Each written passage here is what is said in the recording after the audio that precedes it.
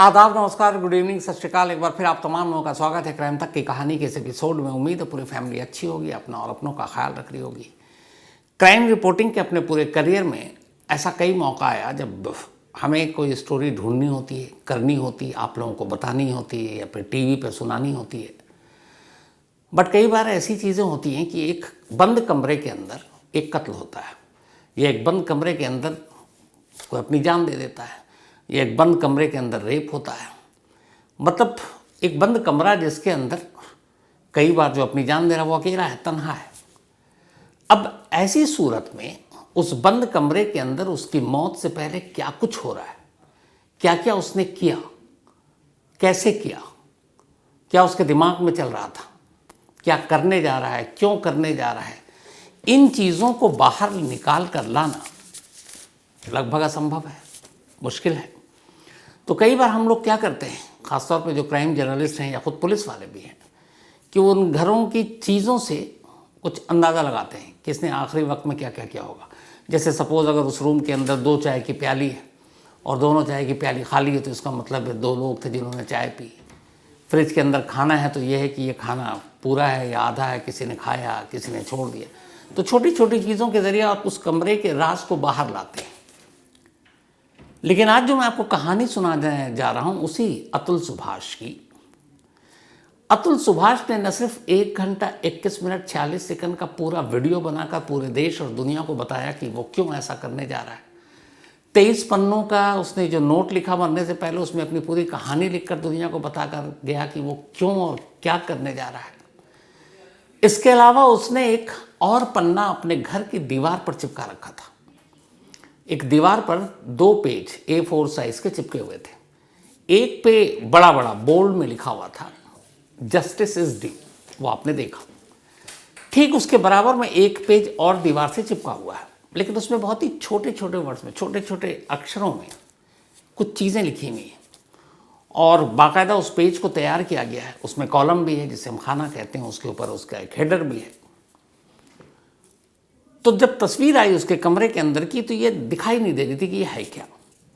लेकिन फिर जब बेंगलुरु पुलिस ने वहाँ पहुंचकर उस पेपर को निकाला, क्योंकि वो एक एविडेंस है, फिर सारी चीज़ें देखी, तो पता है वो पेपर क्या था जो उसने दीवार पर चिपकाई।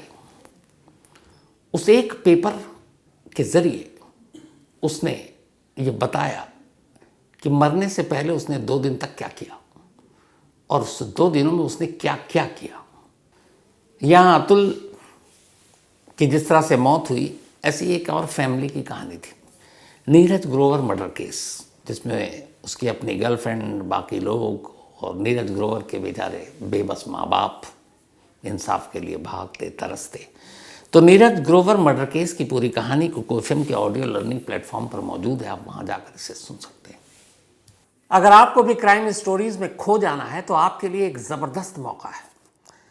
रिसेंटली कुकू एफएम पर कुछ amazing crime audio books I हैं और यकीन मानिए ये बहुत ही ग्रिपिंग है। चाहे आपको डिटेक्टिव मिस्ट्रीज, ट्रू क्राइम या थ्रिलर पसंद हो, कुकू एफएम पर सब कुछ मिलता है। अब यहाँ पर सबसे खास बात कि कुकू एफएम आपके लिए एक स्पेशल 14 डेज फ्री ट्रायल लेकर आया है। लेकिन ध्यान रहे, ये ऑफर सिर्फ पहले 500 लोगों के लिए अवेलेबल है। तो अगर आप इन थ्रिलिंग कहानियों में डूबना चाहते हैं तो देरी मत कीजिए, मेरे डिस्क्रिप्शन में दिए गए लिंक पर क्लिक करें, कूपन कोड CMTK14 का यूज़ करें और आज ही अपने फ्री ट्रायल शुरू करें। सोचिए, आप 14 दिनों तक जितनी चाहें उतनी क्राइम ऑडियो बुक सुन सकते हैं, वो भी बिल्कुल फ्री। या आपके कम्यूट, वर्कआउट या फिर एक शांत शाम को और भी एक्साइटिंग बनाने का परफेक्ट तरीका है। लेकिन याद रहे, वक्त तेज़ी से निकल रहा है और एक बार जब फ्री ट्रायल स्लॉट्स ख़त्म हो जाएंगे तो फिर ये मौका हाथ से निकल जाएगा। तो इस औसम मौके को मिस मत करें, अभी अपने फ्री ट्रायल लें और क्राइम की बेस्ट स्टोरीज सुनना शुरू करें। After 14 days the subscription plan will be activated. तो ऐसी चीज़ें कि एक बंद कमरे के अंदर का राज आप किसी मतलब यूं ही एक तरह से आप आजमाएं या फिर एक तरह से अंदाज़ा लगा कर निकालें। लेकिन उसने ये मौका भी नहीं दिया किसी को कि आप पता करो कि मैंने कब क्या कैसे किया। उसने एक एक चीज़ आखिरी 2 दिनों की बाकायदा एक पेपर पर लिखकर, पॉइंटर बनाकर और दीवार पर चिपका कर गया। और उसने वो सारी चीज़ें लिखी जो उसने आखिरी के 2 दिनों में किया, यानी 8 और 9 दिसंबर को। ये जो एक पेपर था, और ये पेपर जो आप देख रहे हैं उसी के दीवार पे चिपका हुआ ये पेपर है। इस पेपर के सबसे ऊपर उसने लिखा, फाइनल टास्क बिफोर मुक्ति, मुक्ति से पहले के आखिरी काम।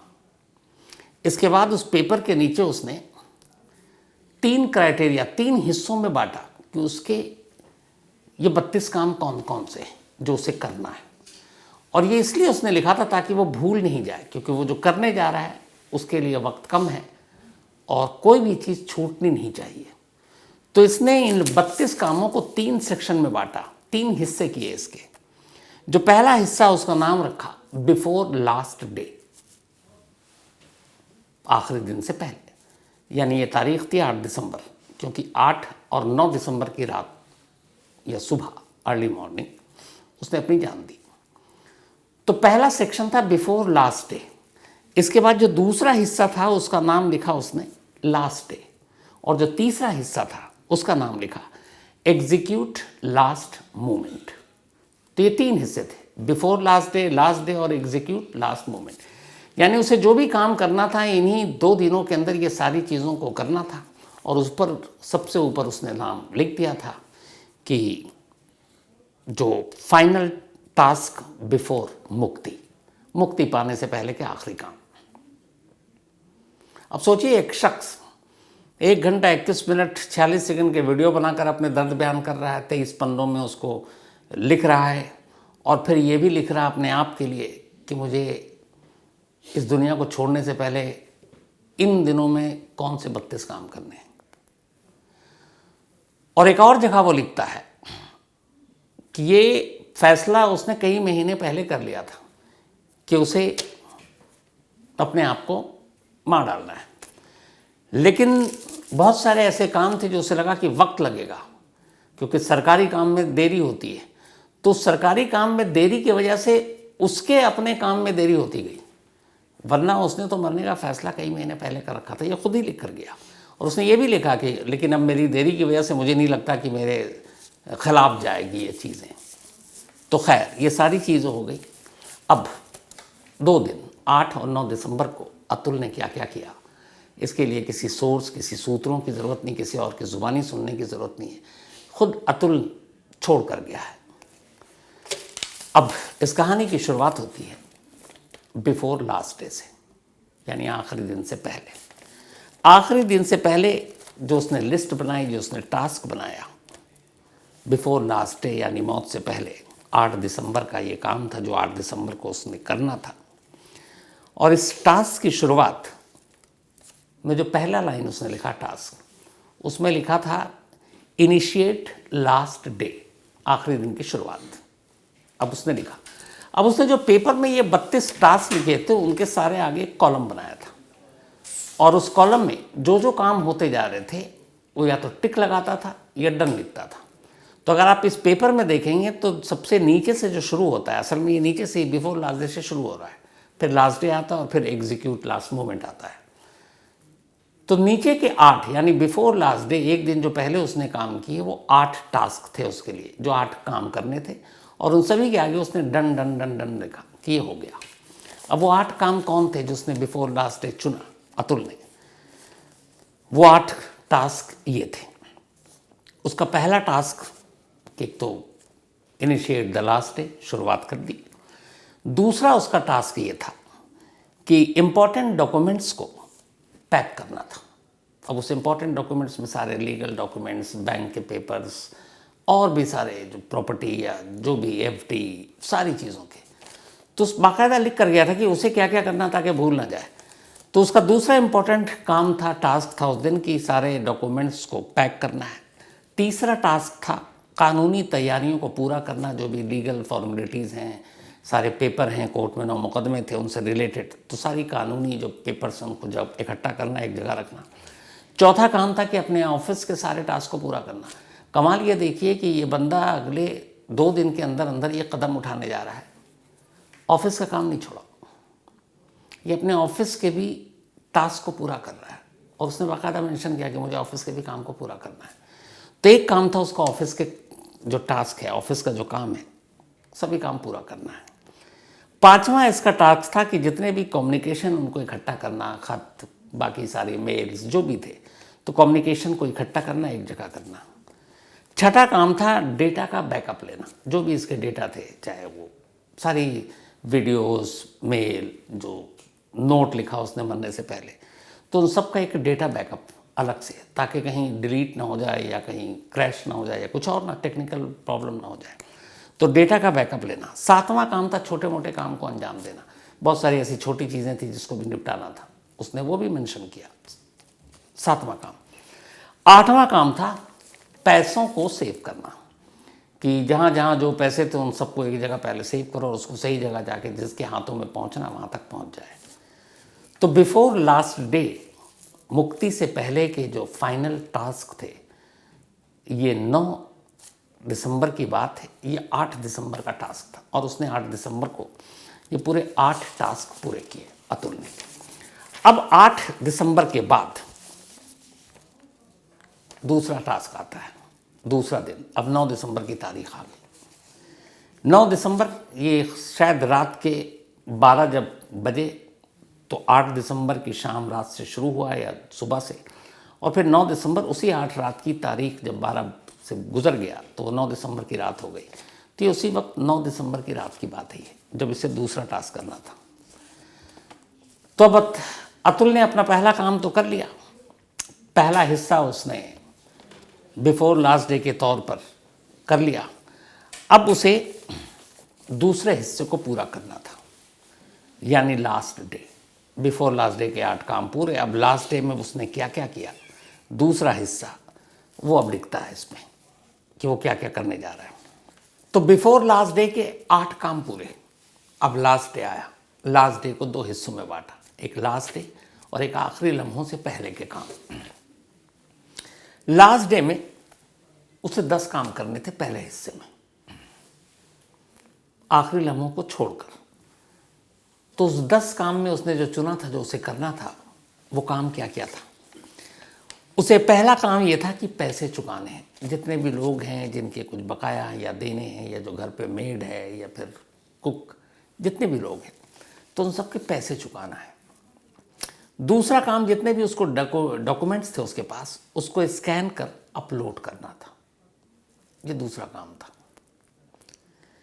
इसके अलावा उसका जो तीसरा काम था, सारे डॉक्यूमेंट्स को अपने मेल के साथ अटैच करना।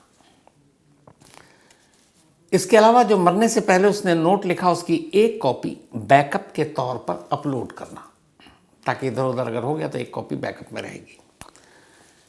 लैपटॉप, चार्जर, ऑफिस की आइडेंटिटी कार्ड, सोसाइटी जहाँ ये रहता था उसके गेट की आईडी और ऑफिस के गेट की आईडी, और इन सारी चीज़ों को अपने ऑफिस में जमा कराना। तो उसने बता दिया था कि ये कहाँ कहाँ होगा, मतलब लैपटॉप, चार्जर तक, ऑफिस के आईडी तक, ये सब ऑफिस में जमा कराने का भाई उसमें टास्क में शामिल था। इसके अलावा फंदा तैयार करना, ये भी उसने टास्क में लिखा था कि कैसे फंदा बनाना है।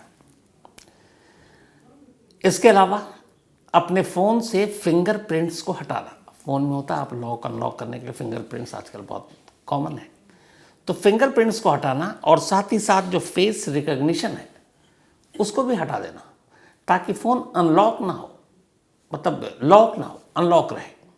क्योंकि उसे मालूम था वो जो करने जा रहा है, उसके बाद पुलिस आएगी, बाकी चीज़ें खंगालेगी, उसके सारे इलेक्ट्रॉनिक गैजेट देखेगी। तो उसने इस बात का भी ध्यान रखा कि फ़ोन के जो फिंगरप्रिंट्स हैं उसको क्लियर कर दो, जो फेस रिकॉग्निशन का लॉक लगा रखा उसको हटा दो, और फ़ोन को अनलॉक रखो। ये भी उसने अपने टास्क में लिखा।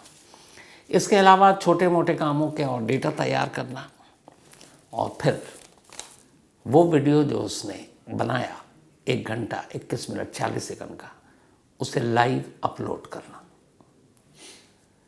यानी लाइव अपलोड करने के कुछ देर के बाद अब आखिरी लम्हों के कुछ काम बचे थे। तो ये लास्ट डे का पहला हिस्से का काम था, जो कुल 10 काम थे। उसने ये 10 काम किए, 8 काम बिफोर लास्ट डे कर चुका था। अब आता है अतुल की जिंदगी के आखिरी लम्हों का काम,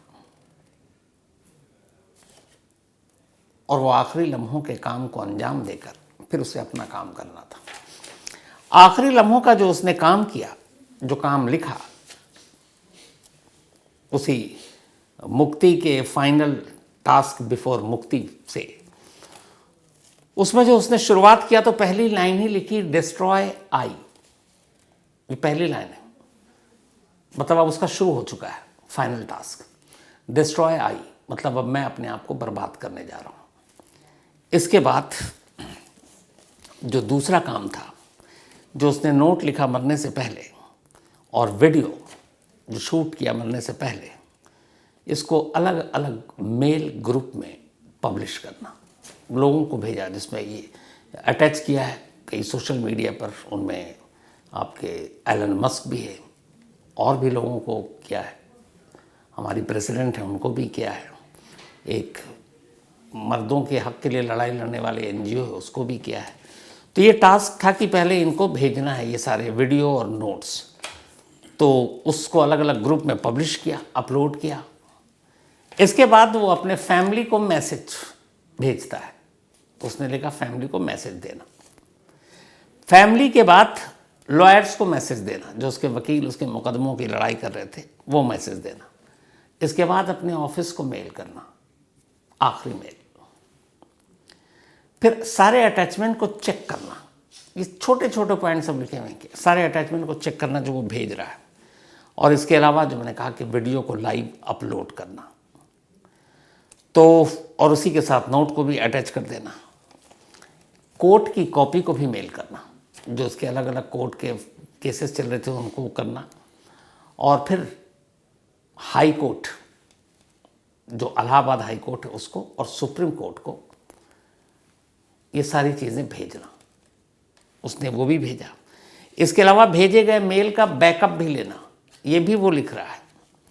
सुप्रीम कोर्ट हाई कोर्ट वो भेज चुका है। और फिर मेल का अटैचमेंट चेक करना कि ये सारी चीज़ें सारे लोगों को सही समय तक पहुंची हैं कि नहीं पहुंची। तो ये उसका लास्ट आखिरी लम्हों का काम था। लेकिन ये भी काम पूरा नहीं हुआ था, अभी कुछ काम और बाकी थे। अब उसने ये सारे काम कर लिए।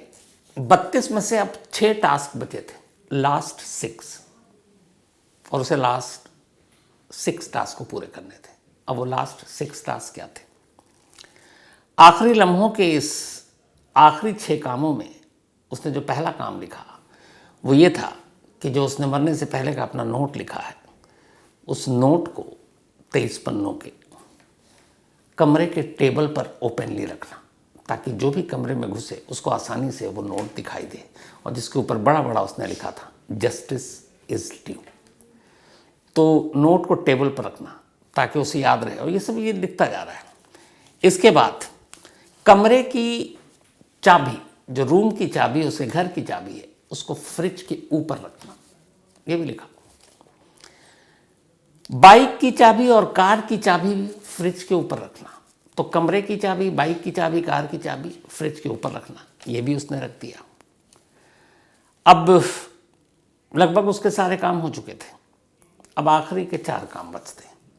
उसने चाबी भी रख दी, सारे अपलोड कर दिया, सारे डाउनलोड कर दिया, सब लाइव कर दिया, नोट्स रख दिए, जिन जिन को मेल करना था, मैसेज करना था, सबको कर दिया। अब आखिरी लास्ट 4 काम बचे। और वो 4 काम क्या थे वो भी लिखा उसने। आखिरी 4 कामों की शुरुआत जो करता है, उसमें पहला काम था 108 बार शिव का नाम जपना। 108 बार वो शिव का नाम जपता है। इसके बाद वो कमरे की सारी खिड़कियां खोल देता है। ये उसके बाद आखिरी के 3-4 काम हैं। शिव का नाम जपा 108 बार, कमरे की सारी खिड़कियां खोल दी, लेकिन कमरे का दरवाज़ा बंद कर दिया। ये भी उसमें था, खिड़कियां खोलनी है, दरवाज़ा बंद करना है। ये सब करने के बाद अब वो बाथरूम जाता है। वहाँ जाने के बाद वो नहाता है। ये भी उसमें लिखा हुआ था। लास्ट टास्क जो रिटर्न में था इस 32 टास्क में, मुक्ति से पहले, उसका आखिरी टास्क यही था कि उसे बाथ लेना है, उसे मरने से पहले नहाना है। वो नहाता है, उसके बाद आता है, और फिर इसके बाद आगे की कहानी नहीं। ये जो टास्क है इसमें 8 जगह डन है, बाकी जगह टिक लगा हुआ है, यानी 32 काम उसने पूरे कर दिए। कायदे से उसने एक टास्क का इसमें जिक्र ही नहीं किया, और वो शायद 33वां टास्क था। 33वें टास्क का जिक्र उसने इसलिए नहीं किया क्योंकि उस 33वें टास्क को पूरा करने के बाद न वो उस पर टिक लगा पाता, ना आगे डन लिख पाता।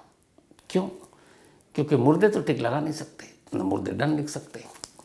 और अगर वो जीते जी टिक लगा देता और डन लिख देता तो फिर वो जीते जी होता। वो टास्क पूरा होने के बाद जो इसके पूरे खाने हैं जो इसमें लिखे हुए हैं 32 के आगे, उसमें तभी उसने टिक लगाया और डन लिखा जब जब उसके सारे काम हो गए। तो एक अधूरे काम का वो पूरा करने से पहले ही न टिक लगा सकता था, ना ही वो उस पर डन लिख सकता था। इसीलिए 33वें काम का उसने मेंशन ही नहीं किया। आखिरी नहाने के बाद उसने बाकी चीज़ें लिखनी छोड़ दी। नहाने के बाद फिर वो कमरे में पहुंचता है और इसके बाद अपनी जान दे देता है। जैसे कि मुर्दा आदमी लिख नहीं सकता था, तो वो जीते जी न टिक लगा सकता था, न डन कर सकता था, और जो उसने किया उसके बाद तो मुमकिन ही नहीं था कि वो उस टास्क को भी पूरा दिखाता। तो एक टास्क उसने अधूरा छोड़ा था, लेकिन पूरा करके गया। और वे इतना सब कुछ करके गया कि उसके बाद उसे पता था दरवाज़ा बंद है, लेकिन चाबी कहाँ होगी। उसने की कार जो थी उसकी चाबी कहाँ होगी, दरवाज़ा कैसे खुलेगा, सब। और पुलिस के लिए जब आई तो पुलिस के लिए ये सबसे ईजी केस था, इसलिए कि कमरे में घुसते ही पुलिस को वो तख्ती दिखी, वो पेपर दिखा, वो चिपका हुआ दिखा, वो नोट दिखा, वो वीडियो दिखा। पूरा देश उससे पहले ही लाइव अपलोड हो चुका था, और उसने सारी कहानी बताई और सारी चीज़ें भी बता दी। उसने ये तक कर दिया कि आखिरी लम्हों में मैंने क्या किया है, ये भी दीवार पर लिख के जा रहा हूँ। तो उसने अपने नोट में 12 ख्वाहिशें बताई थी कि उसकी 12 ख्वाहिश क्या होगी, वो भी लिखा, बोला भी वीडियो में। और आखिरी 2 दिन में वो क्या कर रहा था, वो आखिरी 32 काम भी लिख गया। तो इससे ईजी केस पुलिस के लिए क्या हो सकता है। उधर अतुल की फैमिली बेंगलुरु पहुंची। बेंगलुरु में ही बॉडी सौंपी गई। वहीं बेंगलुरु में अंतिम संस्कार हुआ। अंतिम संस्कार के बाद अतुल का भाई कलश में अतुल की अस्थियां लेकर फ्लाइट से पटना पहुंचे। माँ भी साथ गई थी, और माँ ने जब से खबर सुनी है वो होश में कम और बेहोश ज़्यादा हो रही हैं, रो रो कर निढाल है। तो जब पटना पहुंचा अतुल का भाई, हाथ में अपने अतुल को लिए हुए उस कलश में अस्थियों की शक्ल में और उस कलश में बंद, तो एक रिपोर्टर ने पूछा कि इन अस्थियों का क्या करेंगे, क्या आप अपने भाई की आखिरी ख्वाहिश पूरी करेंगे। और अतुल की आखिरी ख्वाहिश क्या है, 12 ख्वाहिशों में से वो ये है कि तब तक उनकी इस अस्थियों को विसर्जित न की जाए, न बहाई जाए, जब तक कि उसे इंसाफ नहीं मिल जाता। और अगर इंसाफ नहीं मिलता तो फिर किसी अदालत के बाहर के गटर में इसे बहा दिया जाए। तो रिपोर्टर ने सवाल पूछा कि आप इस अस्थियों का क्या करेंगे। भाई ने जवाब दिया, इन अस्थियों को हम सहेज कर रखेंगे, क्योंकि भाई की ख्वाहिश है, और इंतज़ार करेंगे, इंसाफ का इंतज़ार करेंगे, अदालत का और उस फैसले का, और तब फैसला करेंगे कि अतुल की इन अस्थियों का क्या करना है। फिर सवाल हुआ कि अगर अदालत फैसला हक में न दे पाए तो। इसका जवाब देने की मतलब एक तो अजीब सा ये सवाल था, और इसकी हिम्मत भी शायद नहीं कर पाए। लेकिन ये सवाल है सोचने वाली कि सहेज कर तो अब रखेंगे। अब अतुल एक कलश में अस्थियों की शक्ल में अपने घर पहुंच चुका है, समस्तीपुर बिहार। अब कितने दिनों तक उस कलश में कैद होकर वो अपने घर पर रहेगा। जब तक रहेगा माँ बाप पूरा परिवार उसी गम में रहेगा। लेकिन अगर इंसाफ मिला तो ठीक, न मिला तो क्या। इसलिए ये सवाल है कि एक तरफ बेटे की आखिरी ख्वाहिश है और दूसरी तरफ माँ बाप और भाई है। कोई भी परिवार जो ख्वाहिश अतुल ने जताई है, क्या इंसाफ न मिलने की सूरत में वो कर पाने की हिम्मत रखेगा। क्या कोई अपने हाथों से अपने बेटे की अस्थियों को किसी गटर में बहाने की हिम्मत करेगा। अजीब सवाल है, लेकिन है। तो दुआ तो यही है कि कम से कम उसकी ये ख्वाहिश ज़रूर पूरी हो, उसे इंसाफ मिले, ताकि एक हम जो इंसान जिस दुनिया में रहते हैं, जैसे जन्म लेते हैं, जैसे मरते हैं, मरने के बाद की कुछ रस्में होती हैं और वो इसलिए होती हैं ताकि आत्मा या रूह को सुकून मिले, वो हर एक का हक है, अतुल का भी हक है। तो कम से कम उसकी आत्मा को तो सुकून मिले। और परिवार से भी ये एक बड़ी सज़ा है परिवार के लिए कि वो कैसे कर पाएंगे। तो परिवार को भी ऊपर वाला इस इम्तिहान से निकाले, रास्ता आसान करे और उन अस्थियों को उसकी सही जगह मिले। उधर दूसरी तरफ बेंगलुरु पुलिस ने एफआईआर दर्ज की। बेंगलुरु पुलिस की एक टीम जौनपुर के लिए निकल गई अतुल के सास, पत्नी, साले और चाचा को पकड़ने। मीडिया की टीम पहुंच गई उधर जौनपुर में। अब मीडिया की टीम पहुंची, भाई इतनी मतलब खबर है ऐसी कि आपको दूसरा पक्ष जर्नलिज्म में सिखाता है कि लीजिए आप, तब उनका भी पक्ष, उनका जो था वो जानने के लिए। बट वो अपने घर की बालकनी के पहले मंजिल पर खड़े होके माँ और बेटे यानी अतुल के साले और सास मीडिया वालों को हड़का रहे थे। और फिर जैसे ही उन्हें पता चला अब जौनपुर पुलिस आने वाली बेंगलुरु से, अचानक रात के अंधेरे में, दिन में हड़का रहे थे और रात के अंधेरे में खामोशी से पूरा परिवार उस घर पे ताला लगाकर भाग गया। अब देखना यह है कि बेंगलुरु पुलिस कब उन तक पहुंचती है, कब बेंगलुरु ले जाती है। और बेंगलुरु पुलिस के जो डीसीपी हैं शिव कुमार, उनसे फ़ोन पर बात हुई थोड़ी देर पहले, तो उनसे पूछा कि मतलब इसमें जज साहिबा और उनके पेशकार का नाम नहीं है। तो उन्होंने कहा कि हम लीगल ओपिनियन ले रहे हैं और हम केस की भी तफ्तीश करेंगे, पूछताछ करेंगे, और हमें ज़रूरत पड़ी लीगल ओपिनियन लेने के बाद तो न सिर्फ उनका नाम होगा एफआईआर में, बल्कि उनसे बुलाकर पूछताछ भी होगी। तो देखिए आगे क्या होता है। फिलहाल इस कहानी में इतना ही। अब आपसे मुलाकात होगी, कहानी भी क्या कहूँ, अतुल की कहानी में इतना ही। लेकिन याद रहे वक्त तेज़ी से निकल रहा है और एक बार जब फ्री ट्रायल स्लॉट्स ख़त्म हो जाएंगे तो फिर ये मौका हाथ से निकल जाएगा। तो इस औसम मौके को मिस मत करें। अभी अपने फ्री ट्रायल लें और क्राइम की बेस्ट स्टोरीज सुनना शुरू करें। After 14 days the subscription plan will be activated. अब आपसे मुलाकात होगी कल रात 9 बजे। तब तक अपना और अपनों का ख्याल रखिएगा। Thank you very much.